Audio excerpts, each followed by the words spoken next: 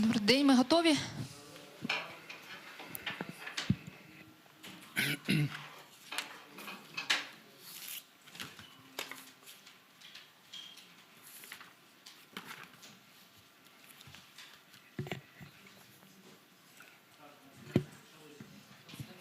Добрий день, друзі. Я знову вас вітаю.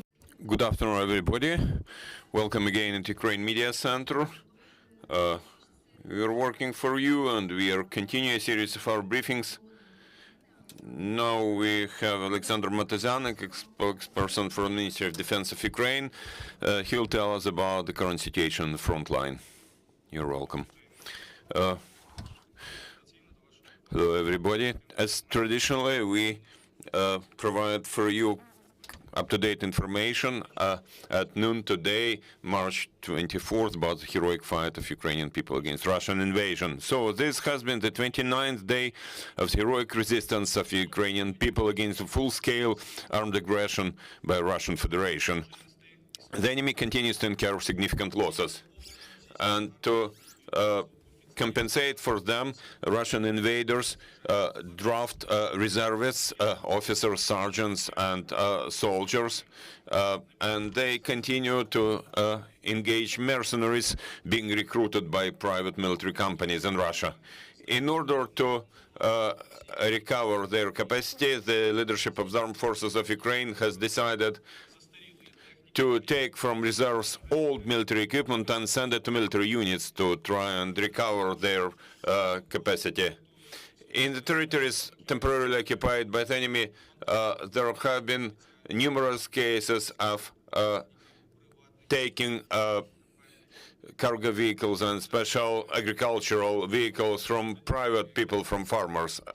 According to information we have, the military and political leadership of the Russian Federation has decided to adjust their plans of further military operation in Ukraine because the goals set before the start of this invasion, this war, have not been achieved. During the last 2 weeks, more than 20 military industry companies in Russia have been forced to completely or partially stop their operations because of lack of parts and components. In particular, manufacturing of aviation missiles has been suspended in Wimpel Research and Production Company.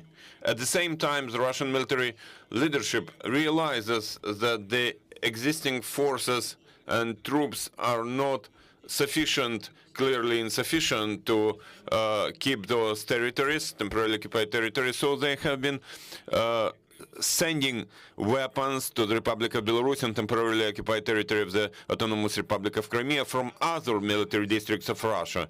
Their goal is to try and prepare and implement offensive action in order to siege the city of Kyiv. In Volyn, Polisia, and Siversk directions, the enemy has been forced to stop their offensive action. Now they have been regrouping their troops and trying to use their forces to keep the existing positions. Military units of the armed forces of the Republic of Belarus continue to be engaged in covering certain areas of Ukrainian-Belarusian border. The enemy's units are also trying to occupy Chernihiv and to get the city of Slavutich, but to no avail. In Slobozhanщина area, the enemy continues to block the city of Sumy, and in the area of Kharkiv, the invaders have not been carrying out any active combat action. Instead, they have been destroying civilian infrastructure in the city. In the Izum area, the enemy again made no success. They incurred losses and withdrew to the southern part of the city. In Donetsk area, Donetsk direction, the enemy has not stopped their attempts to attack, trying to get to administrative boundaries of Donetsk and Luhansk oblasts. In southern Bug direction, the enemy has been defending, trying to recover their capacity to replenish their ammo and fuel in order to then renew the offensive action. At the same time, military units of the armed forces of Ukraine have made a strike against big landing ships of the Russian Navy in the port of Berdyansk. As a result, there has been a fire in 1171 type big landing ship and the ammo detonated there. As a result of this successful operation, successful action of Ukraine military are still to be clarified. Also, I'd like to provide for your attention numbers of enemy's losses as of yesterday, starting from February 24. So approximately their losses have been as follows. Manpower about 15,800, 530 tanks, 1,597 armored personnel carriers, and 280 artillery systems, 82 multiple launch rocket systems, 47 air defense systems, 108 military aircraft, 124 helicopters, 1,133 cars and trucks, 4 ships and boats, and 50 tactical level drones, 16 special vehicles.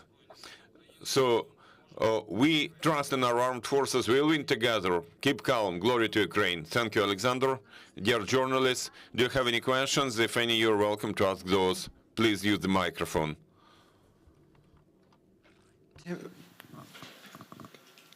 I'm Tim Judah from The Economist and the Financial Times. With regard to the Russian naval ship, can you tell us how it was attacked? Was it attacked by a missile, or was it attacked by attaching mines to the side of the ship? That's the first question. And the second question is that yesterday there were stories that Russian forces in Bucha had been encircled. Is that true? Thank you. Sorry, have been encircled where? I didn't hear you. Encircled in Bucha.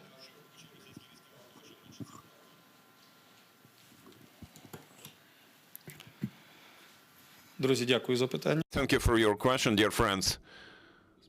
About the successful operation by Ukrainian military armed forces in Berdyansk. One of the Russian ships cannot be restored, and also several other ships have been affected by, we have to clarify the information. We cannot disclose the detail of this operation. Basically, it's not that important which particular tools were used to make those losses to the enemy, but we can tell you for sure that this operation has been a success. Now about combat action at the outskirts of Kyiv. Again, I cannot disclose any details. There's a lot of information being published on the internet, but let's be patient, and all this information will later be provided to the journalists and the international community. Unfortunately, here again, I cannot share any details. Thank you. You're welcome. Us from the Israeli Public Broadcasting Corporation. Do you think that the Russian will succeed to occupy here in the center of Kyiv in the next few weeks?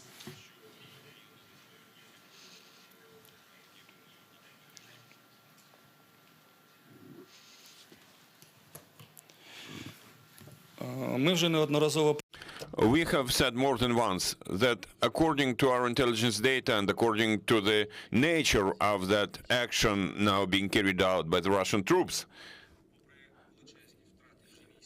even though there are huge losses in manpower and equipment, they are still making some attempts to at least surround, at least to besiege the capital city, maybe to have some strong arguments in negotiations. But I can tell you that the capital of Ukraine has been well fortified.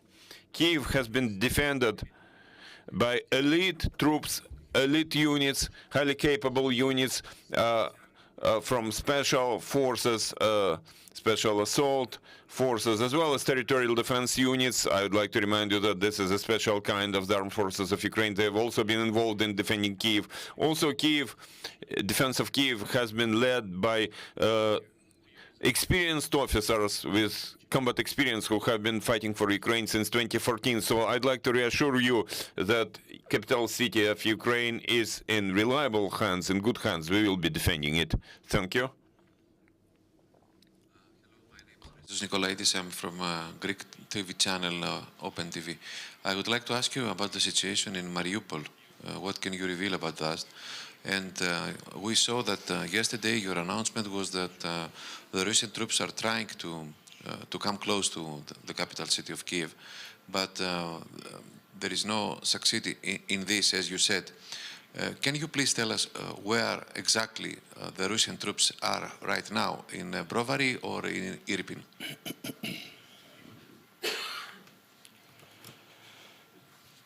Стосовно With regard to your second question, several days ago, information about Ukrainian armed forces' success in liberating the suburbs of Kyiv was already provided to the public. I cannot tell you about the exact locations of Russian troops, but I can tell you that in some areas the enemy has been pushed away for more than 70 kilometers from the capital city. In some other directions, the enemy's units are at, say, 35 kilometers from Kyiv. Unfortunately, I cannot share any more details. Now about the city of Mariupol.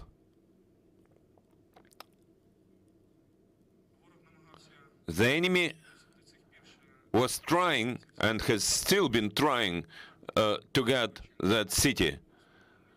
But we can see that they are not successful in that. So the enemy has switched to destroying the city as such, just to bring it down to the ground. You know, that's their tactics. If the city does not surrender, it has to be destroyed. That's the war crime of the international scale, and the Russian Federation will be held liable for that. Mariupol is an important city, and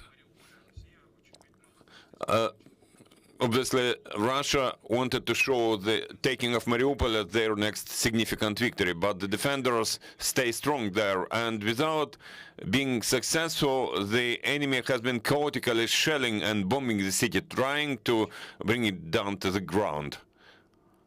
Although, in tactical sense, maybe that city would not be that important for the enemy. If Russian troops try to make a ground corridor for them to occupy Crimean Peninsula, then they would be able just to circumvent that city of Mariupol. So the tactics of Russia is completely obvious. That's just destroying any city or town which does not surrender, which Russia cannot take with their existing forces. But this city is defending itself. That's all I can tell you, dear friends.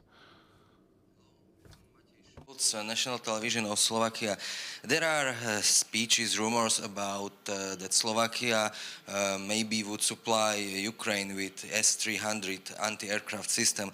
I would like to ask you, please tell Slovak people why Ukraine need this system and how this can help to the to Ukraine defense.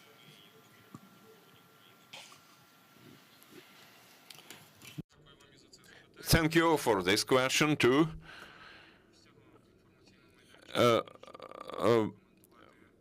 Here, in this venue, I cannot comment on international military cooperation. In the same way, I'd like to ask journalists and the broad public, as much as possible, not to discuss this assistance. We have this assistance. We receive it from our partners, both defensive weapons and logistical supplies, as well as advisory support. So I cannot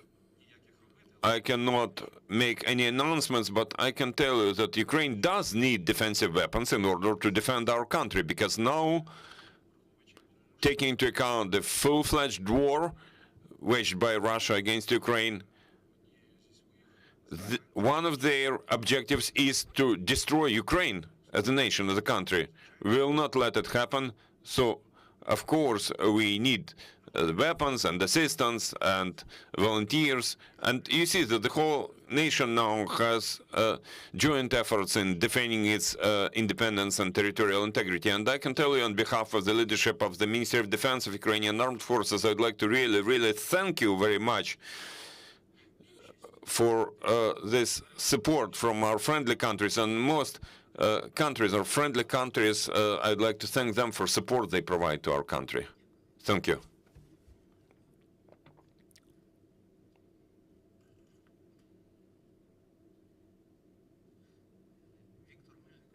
I'm Viktor Melnikov from CGTN. I'd like to ask something about humanitarian corridors in Mariupol. The matter is, on the internet, we see some videos where people say that Ukrainian army did not let them go, and only the Russian army provided some corridor. At the same time, we know that there was a statement by Vadim Boychenko, mayor of Mariupol, who said that people are forced to move to Russia using that Russian corridor. So, what is your question? My question is this. How would the Ministry of Defense comment on that? Thank you for your question. First of all, I would like to ask everybody, please do not trust any information from the Russian Federation. This is all rubbish and misinformation. And it's aimed, first of all, at Russia's own citizens in order to justify what Russian government has been doing in Ukraine. Now about humanitarian corridors. The armed forces try to save people and are always standing for our people. Due to Ukrainian government, also in Mariupol, by today we have managed to evacuate several hundreds of thousands of people due to heroic actions of the armed forces of Ukraine and other components of the defense forces engaged in defending this city. The Russian Federation, on the other hand, keeps blocking humanitarian corridors. There have been cases where they would agree upon such a corridor and then they would start shelling, trying to accuse the Ukraine of that. So Russian propaganda has shown what it is. These are all lies and rubbish, which is not worth any attention. Please watch the official information from Ukrainian sources. Thank you, dear friends. Thank you. Hope to see you again soon. Thank you, friends. I'd like to remind you that we are working for you, and now we are creating our schedule for tomorrow. You are welcome to monitor our announcements, and we will tell you through our Telegram channels, our Facebook page about the briefings planned for tomorrow.